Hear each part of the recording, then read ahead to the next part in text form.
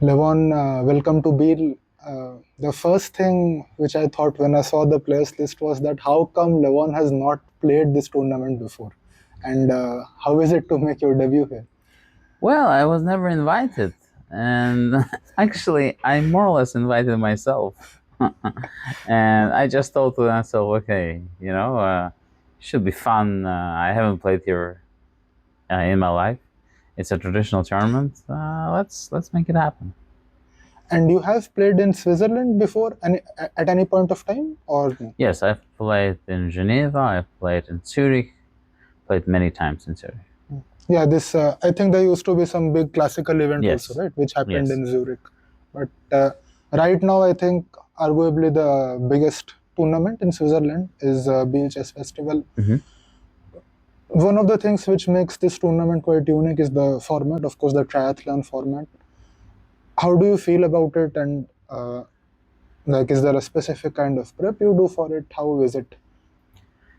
Oh, I wish I did any specific prep for any tournament. I'm always excited to try something new.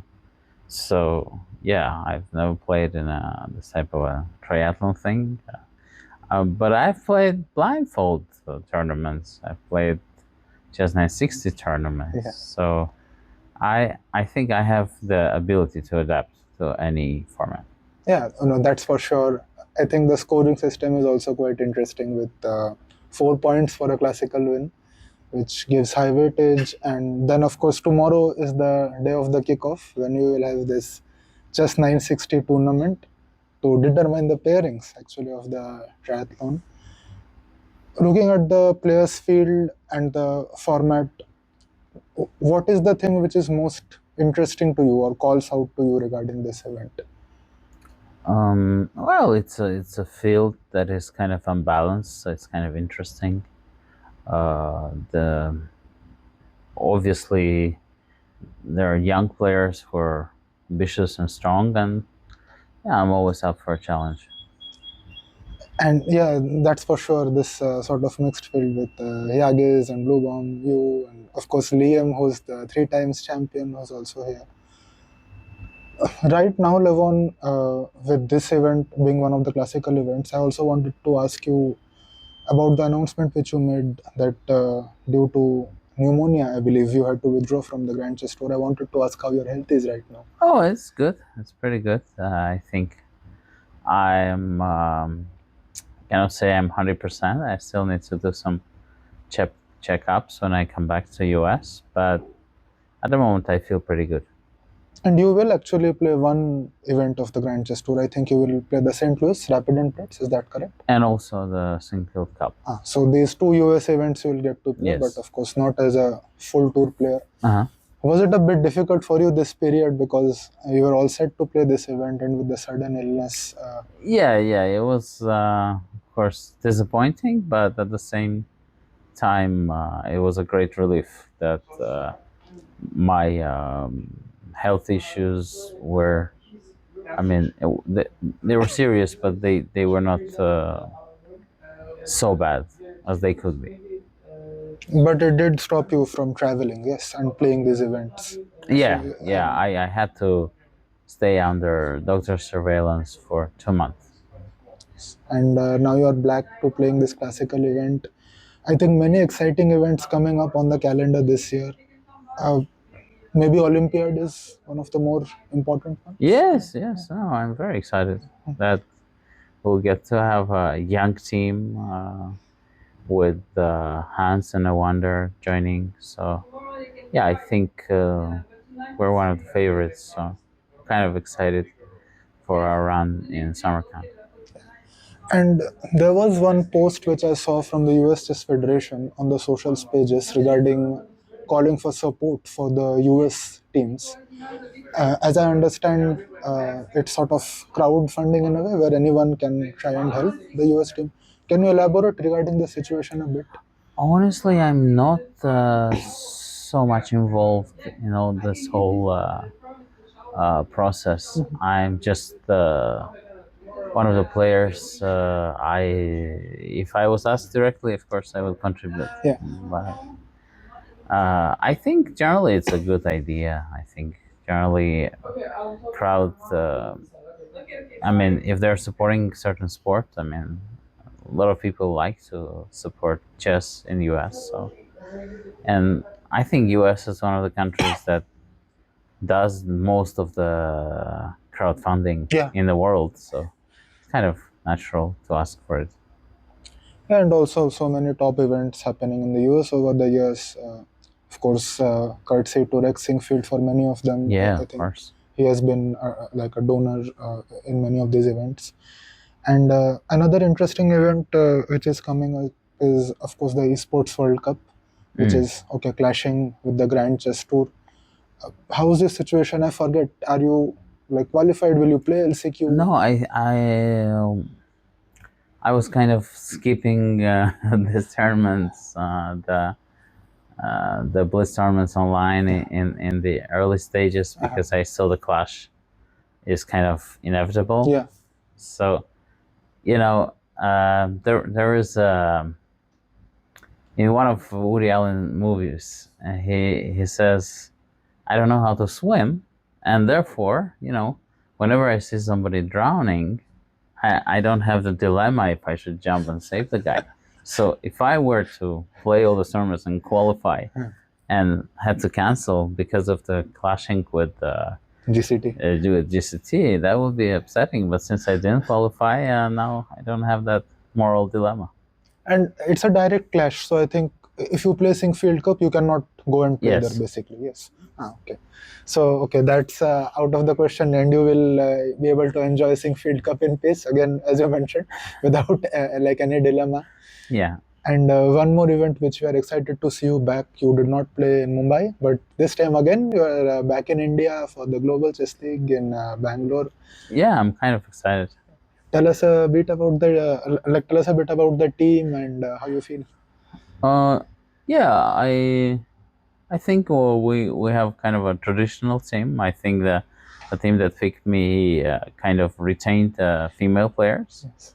and I think also the junior player they Yes. retained. Yes. Therefore, that's a good sign. You know that the core of the team stays the same, and I think Jan, myself, and Lanier were an experienced team. So yeah, I think we'll play well. I'm kind of confident because there is the tradition, and in the team spirit is there because the players are retained, and I think us experienced players will only add good things. For sure. And Levon, we have right now a situation developing in the chess world with the FIDE elections coming up. As you might have been following already, with now 3 different people, possibly more, who will join to fight for a spot in the FIDE elections. Have you been following the news around this? Do you have any particular picks, any opinions regarding this? Well, I'm on really good terms with all 3 candidates. It's tough for me to judge, so don't think I'll be supporting anybody. But I think generally, from chess professionals' perspective, we definitely need a ELO reform. That's something that we need because I think the fact that you can be inactive for a long time and not lose any rating is kind of counterintuitive. It's not good for development of the sport, especially in the view that you want to promote the young active players fighting, and then you have some people who are just not playing at all but retaining their rating. Generally, that's not the way to go, I think. So yeah, I think for any candidate, they should definitely have some. Come up with some measures for the inactivity. I don't know. Let's say by default, maybe if you don't play 10 games a year, more or less like 2 tournaments, then you lose, I don't know, 20 rating points, 20. and then you gradually. I mean, of course, I was thinking, okay, if somebody decided to retire, and they say that they retire, their rating stays the same unless they want to come back, and then it's all calculated. Just so you know, you can gracefully retire. Yeah. But if you're not retiring and keeping your spot, and also keeping you're practically not playing, but keeping your image, that's not good for the sport. I think it's much better in tennis, of course. That's a fair point actually, because I think after Norway Chess, someone made the calculations because okay, Magnus had one bad event. Someone was calculating if Gary decides to come back and play a few games, he can actually overtake Magnus in the ratings because the way the ratings Yes. are there, like it's not decaying, it's staying the same. Yeah, that's very unnatural, I think, for any sport. That's one point for sure. I think I'm not sure if it's on someone's agenda, but maybe someone would bring it up. I'm using the platform, the most popular website, and a great team that you guys have. Yeah, we will make sure that this message spreads. And apart from these events, Levon, any other events which you have planning? Some speed chess events, any classical events which are maybe flying under the radar? Well, I'm not sure yet. I think more or less I have everything till October. Total chess you will play? I don't think I qualified. Okay. Yeah. So, U.S. Championship I'll play. Yeah, for sure. And after U.S. Championship, I think it finishes late October. There's nothing before the World Blitz and Rapid. So, we'll see. I think maybe it's a good time to work because I have invitations in January and February for tournaments that I have accepted. So, I'm kind of excited for them as well. Yeah. And how was your experience at Hong Kong? How was it for you with Team Hexamind? I think there was this very nice Twitter post by you about Vidit. I don't remember the name of the book which he was holding. It was pretty funny. I think it was how to win without fighting. Yes, correct. At some point we benched him. So, and for some reason he had this book. No, I mean there were too many good players in the team. Yeah. Yes. No, but of course it's phenomenal, the experience of the team, and with very good support and good nature in the team, with Ali Reza as our main fighter. Yeah.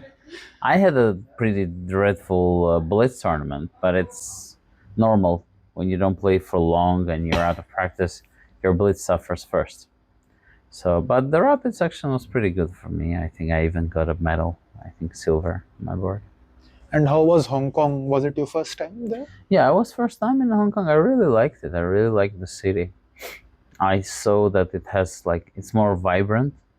I mean, I've been, quite often they compare Singapore to Hong Kong, but I think they're very different. Singapore is less active somehow. It felt like it.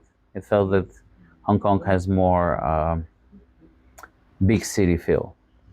So also, I think quite populated as well, right? With many structures, maybe even more so than Singapore. Would you say? Yeah. No, it felt like a very, very interesting place. And I also have a friend living there. I visited him. He's my childhood friend from Armenia, so I had a good time. That's great to know. And okay, you mentioned you visited Switzerland already so many times, so probably not many places left to see. But maybe in Biel, you will do a little bit of sightseeing. Yeah. I took my family. I mean, my daughter and my in-laws are visiting for a couple of days, so I took them to Bern. Before that, I gave a simul at UN in Geneva. Oh, wow. Yeah, it was pretty good. So, yeah, we visited a couple of places. Annie couldn't come because she's recording a video for her singles. Oh. Yeah. 'Cause- This music video, correct? If I'm not yes. mistaken. She already recorded one. Uh-huh. Now the second one is coming. So I saw the Instagram story with the link. yeah, she's a bit busy with her career, and I'm so happy for it because I know that she's a good singer and she's a good songwriter. So I'm kind of excited for it. That all sounds great. Levon, best wishes for the tournament which Thank starts you so tomorrow. much. Thank you.